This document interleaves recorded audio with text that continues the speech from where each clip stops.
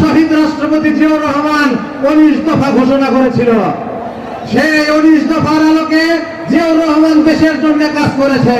সেই দেশকে নষ্ট করার জন্য শেখ হাসিনা ওই শেখ মুজিবের কন্যা 1 দফা ঘোষণা করেছে। আর সেই 1 দফা হলো বাংলাদেশকে লুটপাট করার 1 দফা। বাংলাদেশের ছাত্র জনতা এই 1 দফা ভেঙে শেখ হাসিনাকে বাংলাদেশ থেকে বিতাড়িত করেছে। এবার আসুন, আমাদের নেতা তারেক রহমান 31 দফা ঘোষণা করেছে। এই 31 দফার মধ্যে বাংলাদেশের উন্নয়ন হবে। এই উন্নয়নে বাংলাদেশের নেতা তারেক রহমানের সাথে বাংলাদেশের আপামর জনসাধারণ, যুবদল এই 31 দফা বাস্তবায়ন করার সঙ্গে থাকবে।